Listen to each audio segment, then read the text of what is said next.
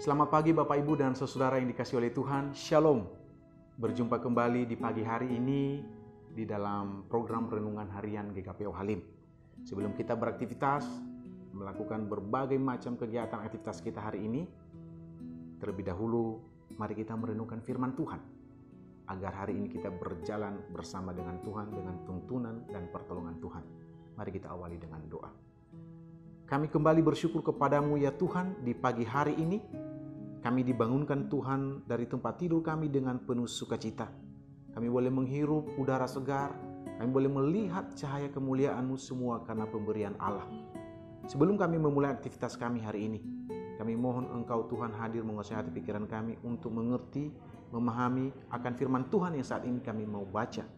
Ya Tuhan, bimbing dan Roh Kudus-Mu yang akan menolong kami, sehingga firman-Mu boleh menjadi kekuatan di dalam kehidupan kami.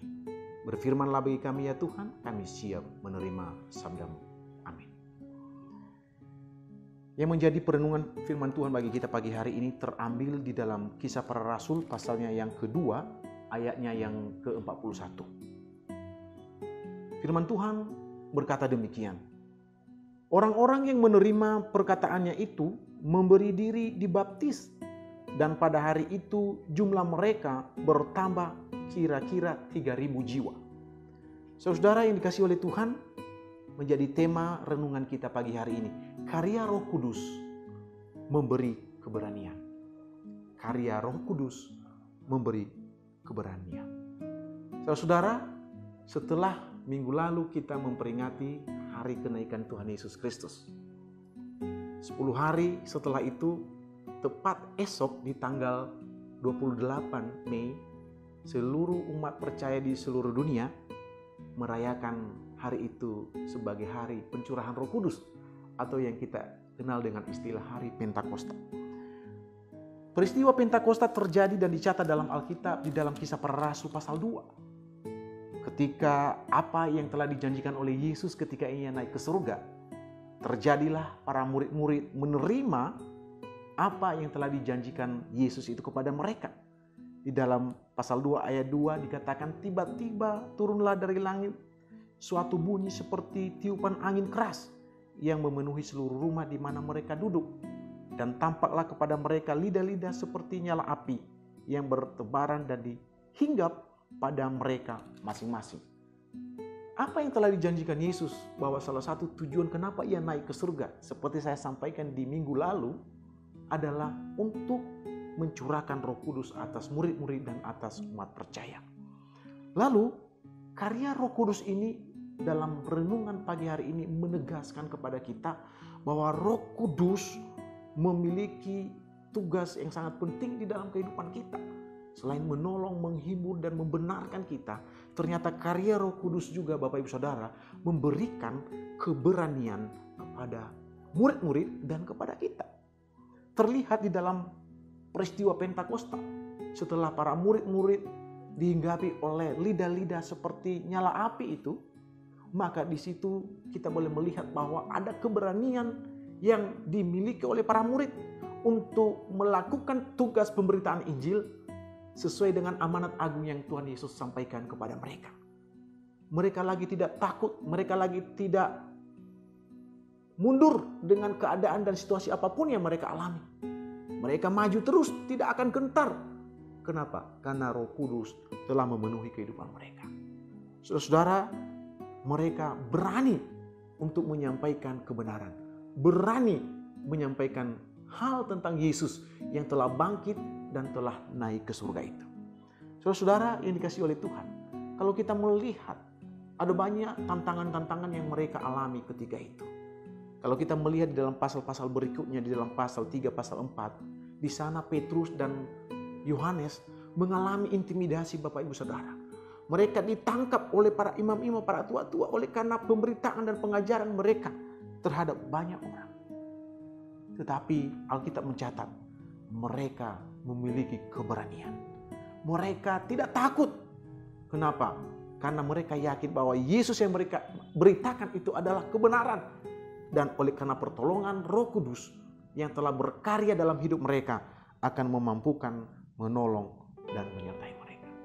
Alkitab mencatat bahwa ketika hari Pentakosta itu terjadi, Rasul Petrus menyampaikan khotbah tentang Yesus Kristus itu, dan Alkitab mencatat di dalam pasal yang kedua ayat 14 tadi, kira-kira 3.000 jiwa menjadi percaya kepada Yesus dan memberi diri untuk dibaptis.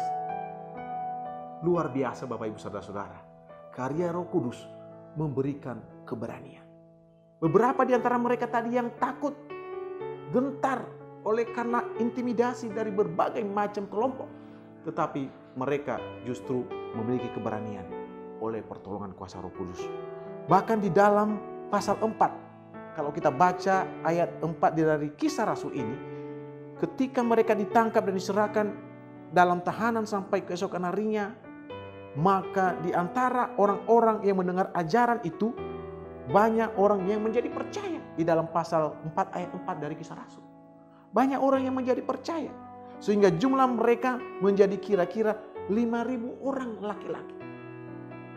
Spektakuler. Tidak hanya 3.000 orang, tetapi semakin mereka berkobar-kobar semangat mereka untuk memberitakan Injil, maka semakin banyak jumlah mereka bertambah-tambah. 3.000 orang, 5.000 orang, bahkan sampai saat ini saudara dan saya ada semua karena buah pelayanan dari para rasul-rasul. Bapak Ibu Saudara-saudara yang dikasihi oleh Tuhan, Roh Kudus berkarya untuk memberikan kita keberanian untuk melakukan tugas pekerjaan kita. Apa yang menjadi tugas kita? Tetap apa yang Yesus sampaikan dalam amanat agung. Jadilah saksi, jadilah teladan, jadilah berkat.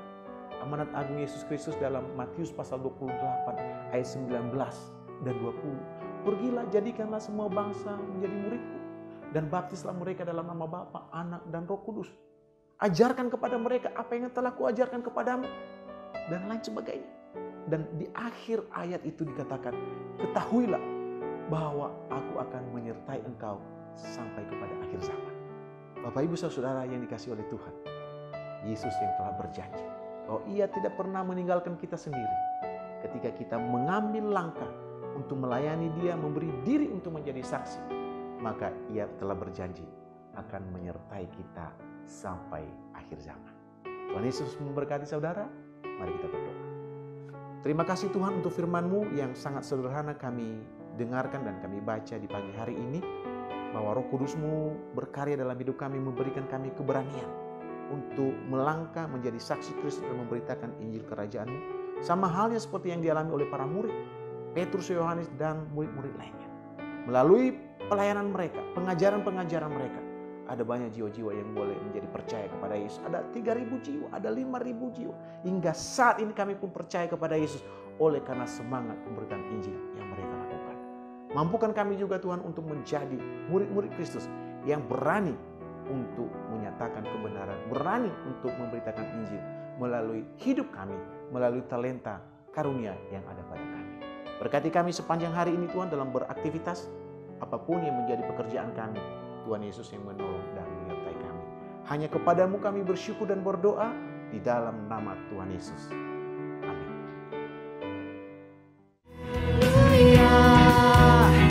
Ku mau bersorak bagimu.